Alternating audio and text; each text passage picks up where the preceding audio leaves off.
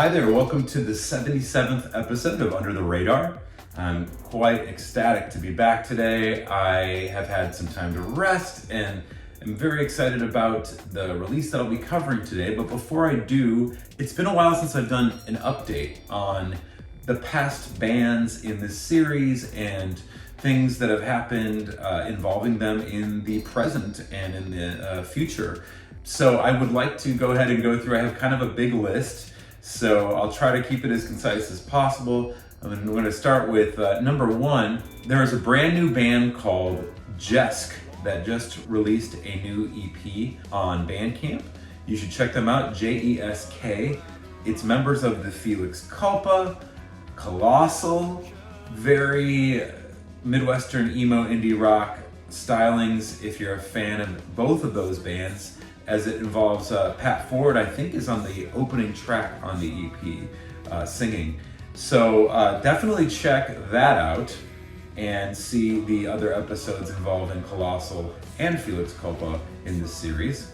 Second, I would like to say that the band Show Off, I think I've said that they are back together as of like a year ago when I covered their EP, and they have a new EP out right now, just got dropped. And again, Mickey from the band August Premiere is still in the band, covered August Premiere in the past, a couple of their releases.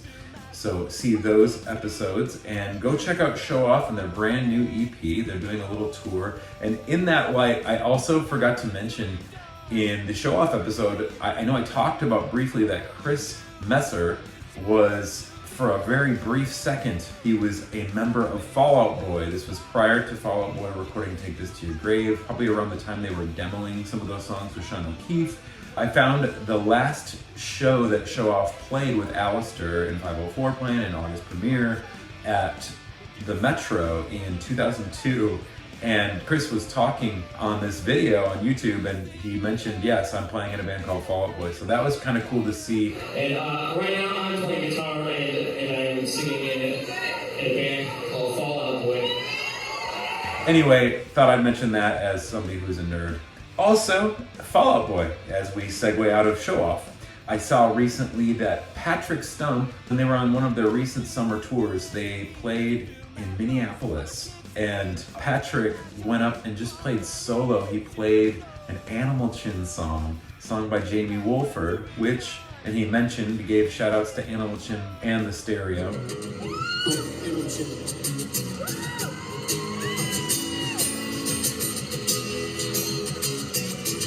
And you should check out them in the Stereo.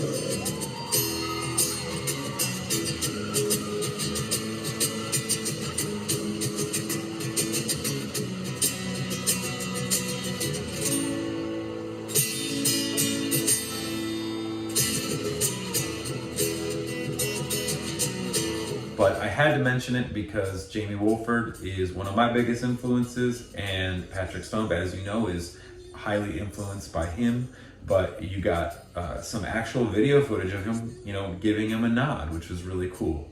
Also relating to Fall Out Boy, so number 4 here, the Academy Is. I saw that Bill Beckett, Mr. William Beckett of the Academy Is, got to get on stage with Fall Out Boy at a show on one of their tours as well. I think it was the same tour. Bill sang Slow Down with Fall Out Boy playing it live, which was very cool. I see that it looks as though not only is the Academy Is back together and doing some shows and festivals and such, I would assume that there's a full length in the works. And also I saw that they're playing with Jack's Mannequin and something corporate for a cruise coming up. So that was really cool to see. Now we're gonna go back to the beginning, number 5 here. Going back to, I think, episode 2, Adhesive, the band. I saw Jeremy Judy, drummer of Adhesive, who also was in the Before Picture on Post 436 Records with my band Midwest Blue back in the day. He made a post about Steve Albini, and I know I had mentioned that Mark Ruvolo had posted something about Steve Albini, but I thought it was really cool to add on to that episode 2, because I know that they played with Schlack at the Johnsburg Community Club, and he elaborated on how cool Steve Albini was because they made like basically nothing for that show. And I think he handed Steve a very tiny amount of money. It was like $100 or something, and that was not enough for the guarantee that they asked for. And Steve was just totally cool about it, which speaks volumes to the kind of person that he was. Honorable mention of Steve Albini by Jeremy Judy. See episode 2 on adhesives 7-inch with filament. Number 6, the Breakdowns. A little update on them. They are playing the Red Scare Festival. I believe it's the 20-year reunion. Very cool. I think there's a Chicago date. I thought I also saw there might be a Vegas date, but I may be incorrect on that. But see Breakdowns and their social media and their website for details on that. Very cool, as Red Scare has gone a long way being part of, the Fat Records family. Toby, who worked at Fat Records, it's his label. So, starting off with the Falcon, and Breakdowns have released many albums with them over the years and have a recent one out as well. So check out that. Number 7, One Life. I know I've talked about One Life being back together, and they were working on a full length, and this one ties together with Plain White Tees. Tom of the Plain White Tees has a label called Humans Were Here, I believe is what it was called, or something like that. And as of now, the brand new One Life full-length album is out and available on streaming platforms and whatnot. I am stoked on this because I always thought that band would have been huge in like 2003, like huge in 2003, 4, 5, etc. And so it's really cool to see that they went all in and they made the record properly. And I saw a post from some of the members talking about how they were able to make amends and thought they could never play together, and that was really cool too. It's just cool to see the growth in these people that I was once involved with. Moving on from that, in relation to the Plain White Tees, as I mentioned, Tom and his label. Also, Plain White Tees are on tour right now with The Used, I saw, which is a very cool thing. So if you're a fan of The Used, you might get a chance to see them. Number 9 here, Spitalfield is, they have been touring a lot lately, doing one-off jaunts with different bands, like the Early November and the Forecast, and I'm trying to remember some of the other bands that they played with. Homegrown, I think, in LA, they played with them. Spitalfield, celebrating their debut Victory Records album, Remember Right Now, which I've covered in the past in this series, as well as their 5-song EP. But they finally got the chance. I heard there was some drama. I don't know the whole story. I need to still look into this, but I heard that Tony Brummel from Victory Records, something happened legally, and he finally, dare I say it, karma came back to get him legally. So I believe that Spitalfield was now able to finally release Remember Right Now on vinyl and sell it at their shows. So booyah, in the artist's corner here. That's great news. Number 10, moving on, in Duval / Smoking Popes / the Stereo news, like all those bands, let's just go ahead and, even there's even some Johann's Face, right, connection here, like talking about one of my old bands, some of the bands I've covered on that label. Smoking Popes have been on tour lately. They went to the UK and they've been playing in the States, and I saw they stopped in Arizona. How cool is this? The Get Up Kids 20-year anniversary shows of Something to Write Home About, the Vagrant Records like masterpiece record, and Smoking Popes is direct support for that. So I saw they stopped in Arizona, and Mr. Jamie Wolford made a post with some photos of Josh Cater and some of the members and himself. I've been seeing some of Mike Falumley's updates on Facebook. It's just been really cool to see that all kind of linked together, seeing again that people are still active in this scene that we had. Check out the Duval episode, again, the Stereo episode, and moving on, number 11 here, Motion City Soundtrack have been playing a lot lately as well as a 5-piece in touring. So check out the Motion City episode that I did in the past. And finally, number 12, Rise Against. I saw Dan Precision from Rise Against initially. Dan has been very busy over the last 2 years. He was in a band with none other than Chad Price called A Vulture Wake. And so I found a bunch of videos of him playing guitar with Chad Price in this band.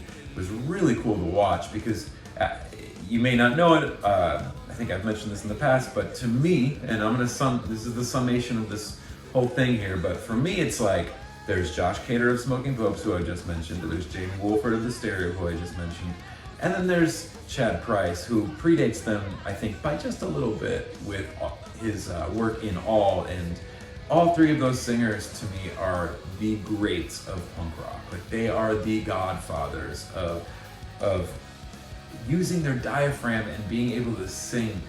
I don't want to, dare I say the word properly, but just so strong, man. They have pipes. They all have pipes. Anyway, so I had to bring that in here. Also, Dan's been busy in another band now called the Iron Spiders. They do a lot of punk rock covers. It's really cool to watch some of his videos on YouTube of that. I'm going to be covering a lot on Dan in the future, and seeing as Rise Against the Unraveling episode that I did was on Fat Records, I'm just going to go ahead and bring it back to NoFX. I saw NoFX is on their final tour. I've known this for quite some time was going to happen, but they're doing it right now, the final dates of their tour. I thought it to be interesting that I mentioned NoFX previously in the Dr. Manhattan episode. And I just wanted to mention, I'm going to put this out there just to timestamp and date this. We are in early to mid-September of 2024. And I thought it was quite interesting. If you go to their website, I will include some shots here of the logo for NoFX's final tour. I saw the Defiant played with them in Boston. They declared NoFX Day in Boston. They have like an official holiday now. But again, I want to draw attention to the fact that I believe that NoFX, their logo is very telling of some things that are going to happen in the future. And I know that may sound ominous given the image that I'm showing on the screen here, but I don't want to say anything more about it, but just bookmark this historically, because 2025 and 2026, big changes are coming, and I don't think it's just because the band's sick of playing. I think there are a lot of big changes on the way, and without getting too much further into that, perhaps I will in the future in some episodes when I cover my band Slave to Servant, since a lot of the music that I write about is about the world that we live in and the system that we're under, and how backward it is. But again, the Defiant, check out that band. That is Pete Parada's band, and Dickie Barrett from the Mighty Mighty Boss Tones. Check out their album. They just released about a year ago, right at the same time that I released Escape Babylon, Slave to Servant. Great band, great message, fighting for the free will of humanity.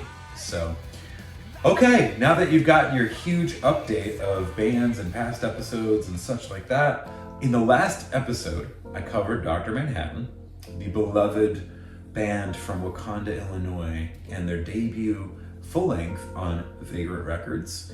And so today's episode relates not only to this record and this band, but even to who recorded today's album.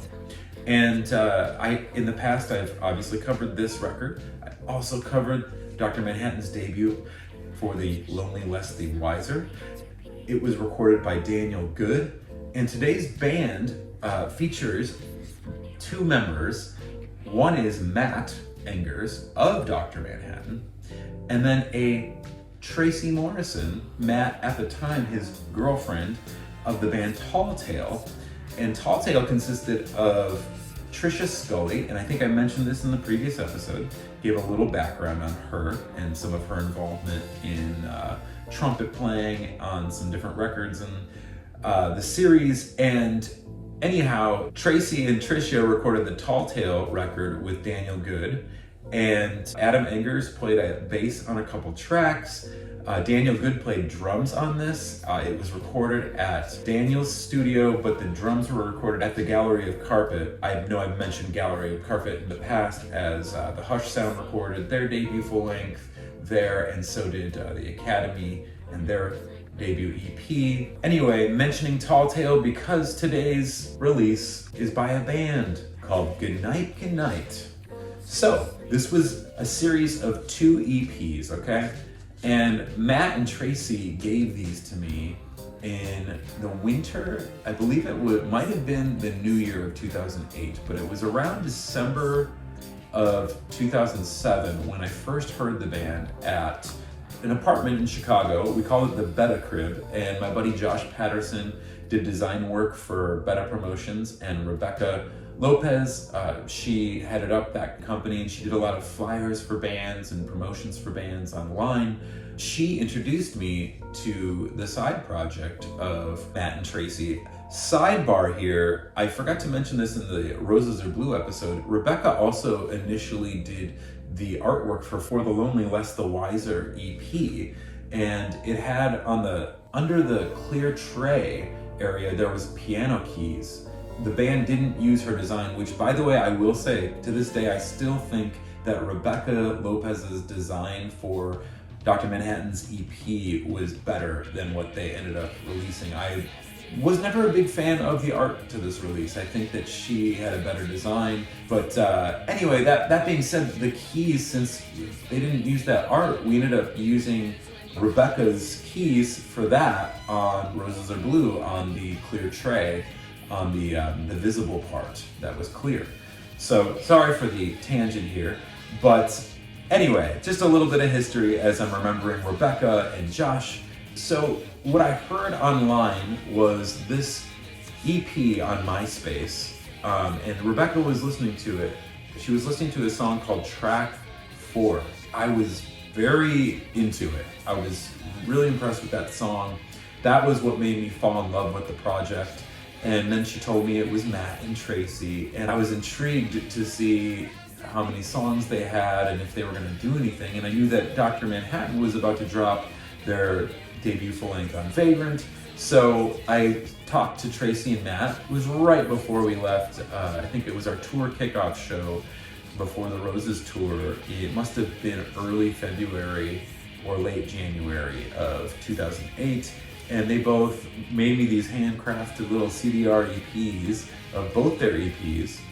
This one was brand new at the time, the Pod EP and the gNIgHT EP. So I jammed both of these releases in my Discman on our tour, and I really liked it. And so by the time I got back, I met with the band, and we decided that we should take both EPs, put them on one disc, and make it a full-length record on Alarm Clock. So today's release is that, exactly what I've described. 2 EPs, 10 songs on one album. It was recorded by Daniel Good. I think the band did the artwork themselves and then gave it to me and my friend Kat, and we kind of cleaned it up a little bit and added a few little things to it. Very simple layout to this one. Just kept the lyrics on the inside, just made the one EP on one side, the other EP on the other under the tray. Nice silver CD. So before we start listening to some of the songs off of the gNIgHT gNIgHT full-length record, I'd like to say that stylistically, this reminds me a little bit of another band that I've kind of covered in the past on here, a band that was on Johann's Face Records called Written in the Sand. A little kind of quirky like that, a little lo-fi like that. Also kind of reminded me of some of the material by The Anniversary stylistically. Both records, especially the second one, reminds me, like, Your Majesty, of this record. It was also just very humorous, especially Matt. Matt's delivery reminded me of, is it Jerome of Flight of the Conchords? Kind of reminded me of Flight of the Conchords a little bit, some of that kind of humor in the songwriting itself. So that is what I would say. Also, you know, girlfriend, boyfriend, 2 creatives, very talented people, and a lot of variety on this disc. They did a great job at blending things together. I guess you could call it a Yoko Ono excursion to a degree. A little side project off of Dr. Manhattan and Tall Tale. So without further ado, let us go ahead and get into the opening song off of this album. This song is entitled Postmodern Stress Disorder. The sun, moon, mosquito fights loon. The ice melts soon. This hot wet room. Hands hand to mouth, we gasp and shout. The sun's burnt out, still hot, no doubt.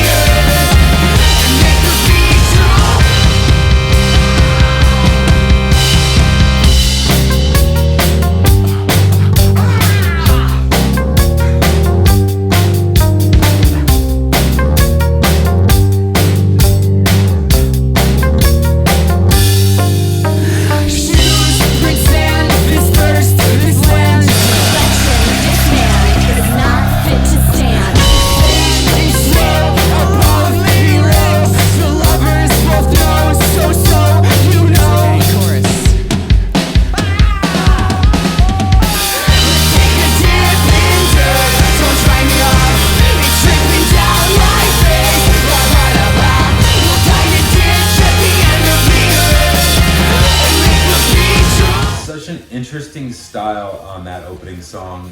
It probably is my second favorite song on the whole record.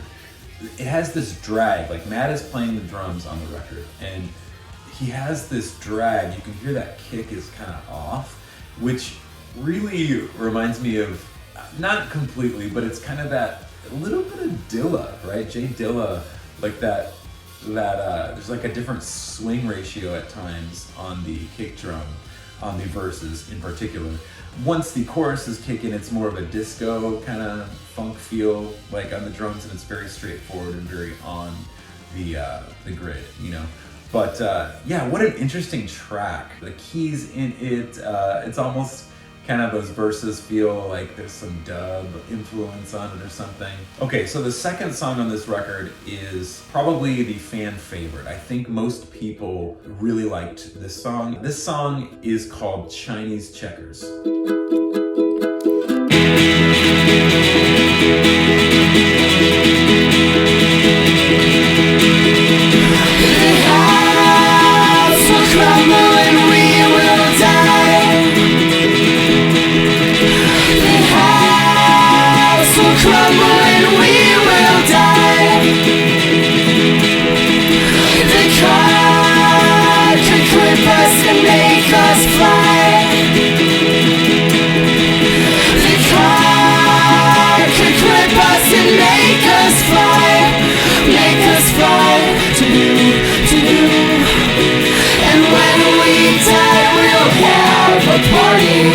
Cause if we're dead, what else can we do?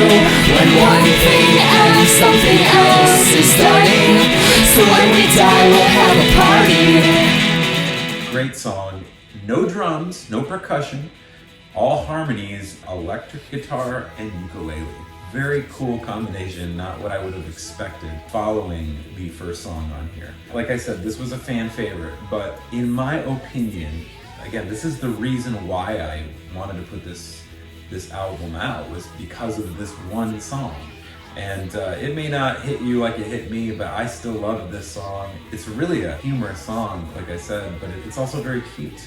As I said in the Dr. Manhattan episode that I covered previous to this episode, I talked about the song Tracey's Buns. And Tracey's Buns really kind of, I feel like this is like a companion.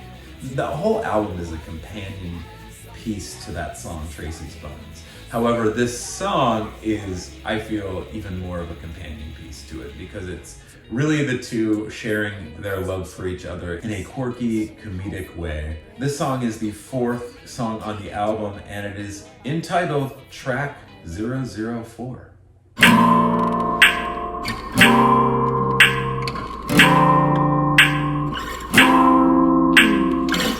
Baby girl, I got a secret.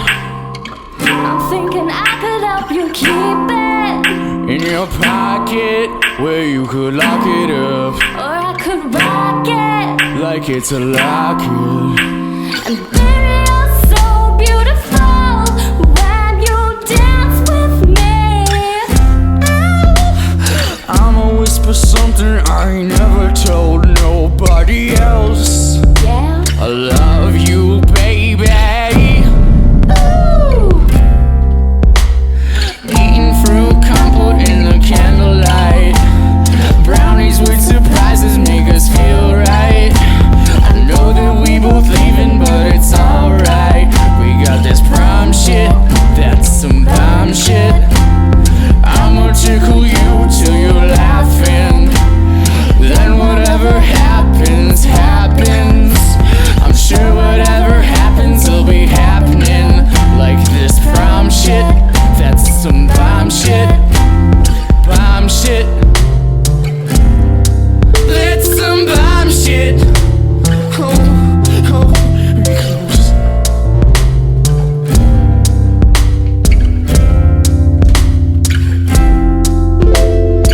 Girl, I'ma tell you something special. You better tell me real professional. I wanna be with you, I like you too, and you got style. I got a rental tax. You're so beautiful when you're dancing. Baby, tell me something I ain't never heard from nobody else. I love you, baby. Eating fruit compote in the candlelight. Brownies with surprises make us feel right. I know that we both leaving, but it's alright. We got this prom shit, that's some bomb shit. I'ma tickle you till you're laughing. Then whatever happens, happens. I'm sure whatever happens will be happening. Like this prom shit, that's some bomb shit. We still on the floor, no whisper some more. And you pick me up, I lick it up, wet, slipping, sliding. As you got it, we explore, teasing, pleasing, never leaving. Here's a metaphor. You're giraffe. Yeah, only hair. Only half. Yeah, only sex. Only sex. Yeah, Now it's perfect. yeah. Oh baby, you can eat me, but you wanna got your secret. And I'll keep it. I'll keep it. Yeah, that's some bomb shit.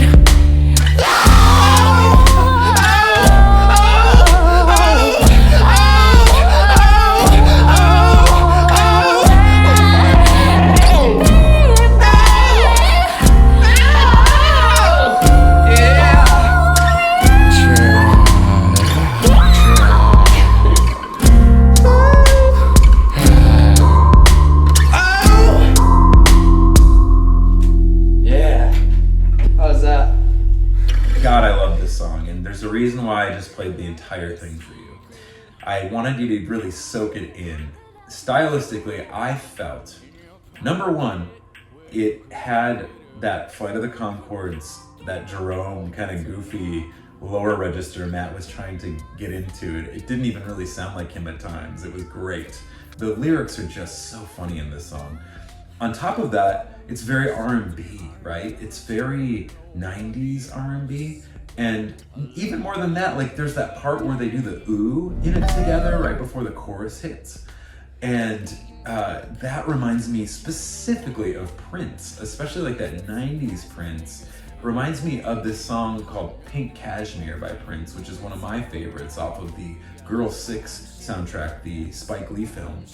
Great song, also is on the, I believe, volume 1 of Prince's Greatest Hits and B-Sides collection. Anyhow, it cracks me up because it really calls to reference the album art even. It's this picture of them going to prom in their attire, and I believe the history on this photo was, this is at Tracey's parents' house, and that picture is, I believe, her grandmother and her grandfather or something like that, or at least her grandmother had painted it of themselves as like a portrait, and so they just mimicked that painting on the wall, which is hilarious. I just love that. Also, we were gonna film a video for this song. Wyatt Elliott, the Notebook Films CEO and director, who did our Choke video and our Choose Your Weapon video off of Roses Are Blue, we had worked on a video that the band had written for track 4, and we just never got to film it. I think I kind of remember, I think it just came down to time and money, and I had 0 of those things. So it was on me. I think I dropped the ball on that one. But I wish we could have done a video for it. Anyhow, moving on. I'll do 2 more songs off here. Those 3 songs were off of the Gnight EP, and I would say that the Gnight EP is my favorite. The first half of this record is easily my favorite batch of material. But the Pod EP, there's a couple songs that I'm gonna play you off of that. There are some good songs on here too. And this next song kicks off the EP. It is entitled Tangerine Tie-Up. She was 17 years old, a starving artist, looking for someone to pass the time. I was 19 and I never felt her one. Looking for something he thought he'd never find.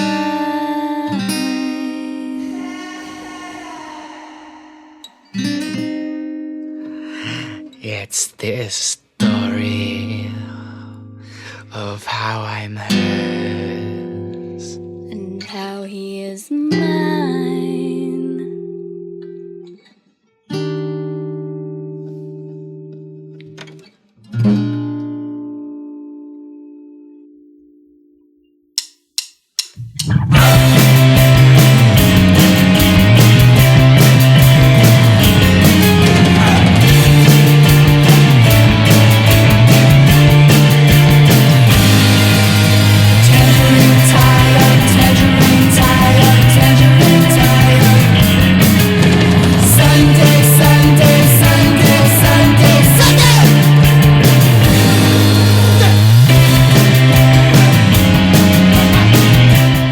Fun song to listen to. This whole release, if you're not gathering it, it's very eclectic and all over the place stylistically. I think if you are a Dr. Manhattan fan and you're watching right now, I think that this right here, this release, and that last song in particular, really shows the evolution even of Dr. Manhattan. I think Matt getting all of this out of his system with his girlfriend at the time, and then making the album Jam Dreams, you can see this like in-between spot of making their Vagrant album and then Jam Dreams. So if you are a fan of Dr. Manhattan, you may want to go check out this record and download it at Bandcamp, or go to my web store at samswansonmusic.com/store and purchase a physical copy. I have plenty of these still available there. And I'm gonna go ahead and play you the closing track on this album and the closing track on the Pod EP. This song is entitled Protest Song of the 21st Century. School is a drag, well no duh. Don't wanna hear the rules, they're really stupid. Wanna watch TV 1 inch from the screen. Sick of all my friends, sick of all my teachers. Going out tonight 'cause I got out crying. Pissing my friends for pretty much nothing. With my squirt gun off, hitting that soaking. Stealing stuff from peers and selling to a Slim Jim. Shut up, shut up, shut up. Can you see all you want? I'm trying to watch a video.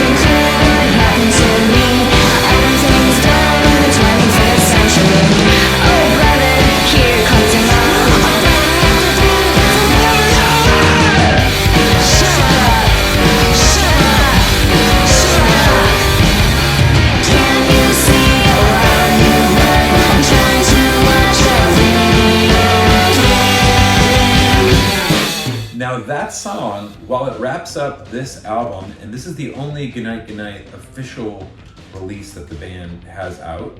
However, there is one other song that the band did as a favor to me. They recorded an exclusive song, which kind of is a callback to this last song that I played.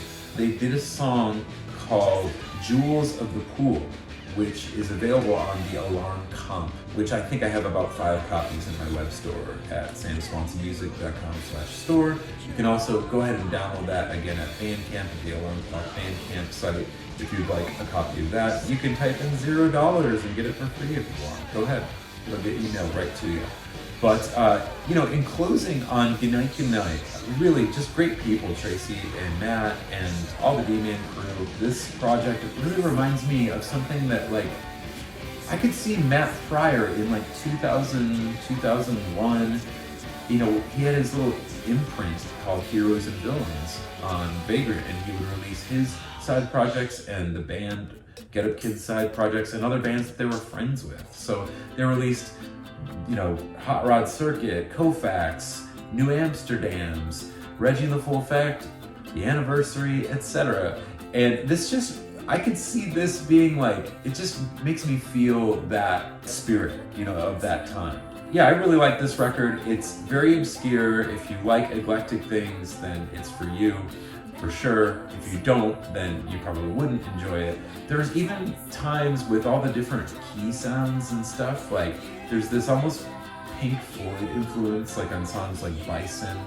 There are songs that are just keys and instrumentals on here as well. But I wanted to say that I think the band did a release show in May of 2008 at Clearwater Theater, and all of Dr. Manhattan joined them. There was a movie called The Strangers that came out at the time. It was a horror movie, and they all dressed up like the strangers with these bags over their heads and stuff. But I missed this show, and here's why I missed this show. I was so hell-bent on putting this out at the time. I had no money. I had just gotten done with the Roses tour. I was starting to record with Vaporize for the Boom Juice full-length Sleepless in Chicago, and I was balancing 3 jobs at one time.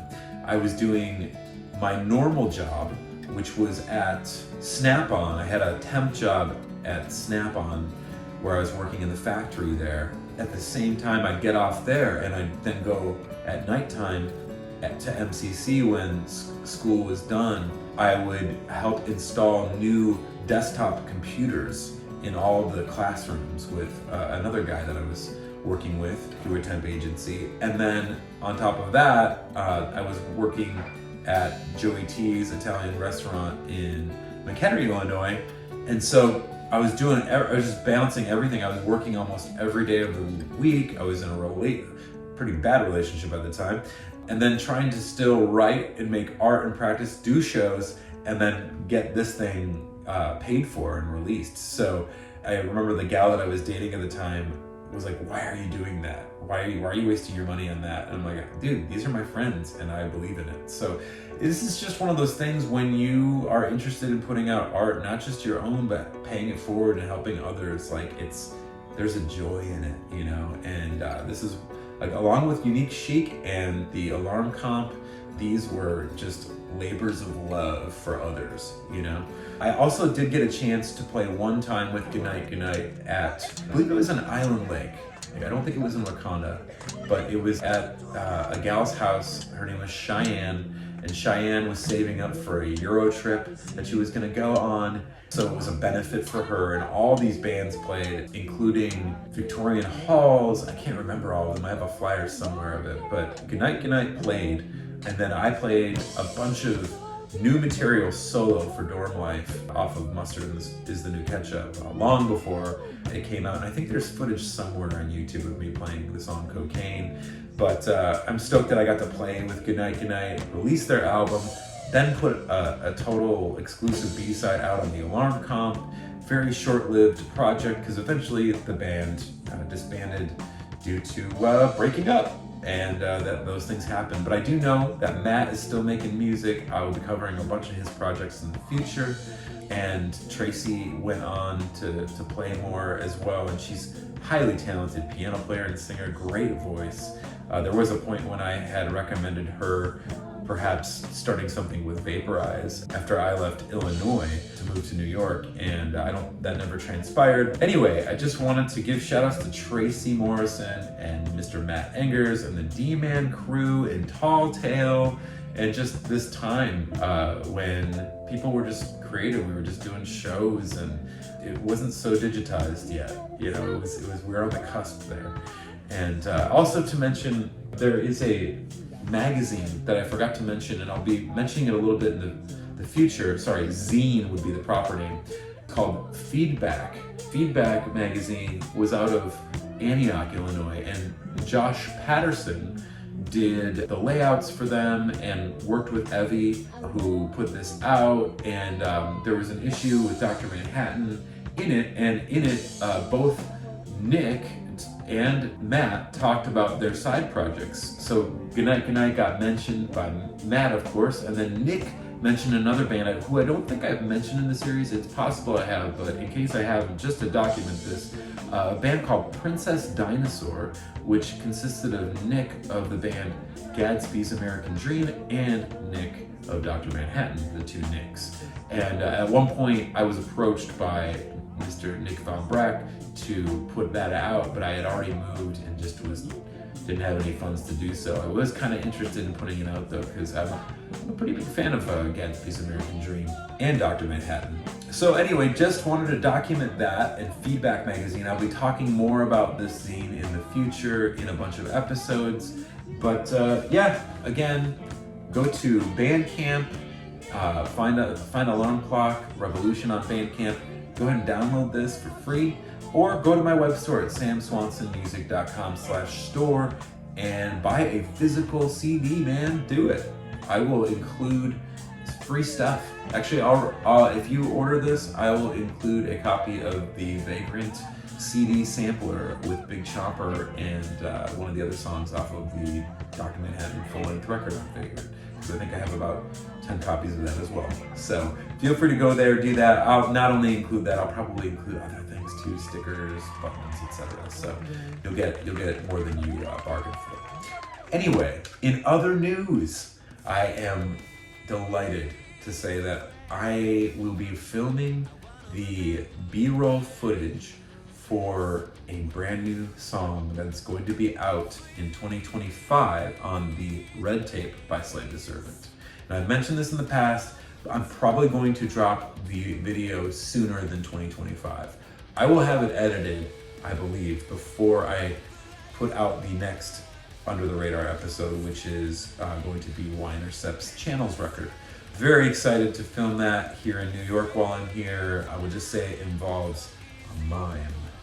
Yeah, we'll just go ahead and zip the lip on the rest of that. But very intense song. It includes Mr. Mark S's from the band Flowers for Dorian, and For the Fallen Dreams on drums, and also my buddy Josh Patterson, who I've been mentioning in this episode and in previous episodes, played bass in the video with us, and Scott Steele of Midwest Blue also played guitar in the music video. So it just all-encompassing episode here, episode 77. Just had to do a little catch-up on everything and just go full circle. So excited for the upcoming episodes. I'm going to be trying to put as many out as I can, hopefully another 4 episodes while I'm traveling before I land in Lake Ozark again to do more gigs in the fall/winter.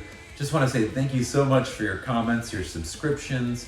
My sister and I recently did another interview with Antonio Llanos, which will be coming out. It's all about dorm life and her perspective on dorm life and touring with dorm life and making Roses Are Blue. So that'll be coming out in the future, and I'll hopefully include that in the next few episodes once that goes live. So again, feel free to reach out to me here on YouTube or at slavetoservant@gmail.com. Thank you so much for your time.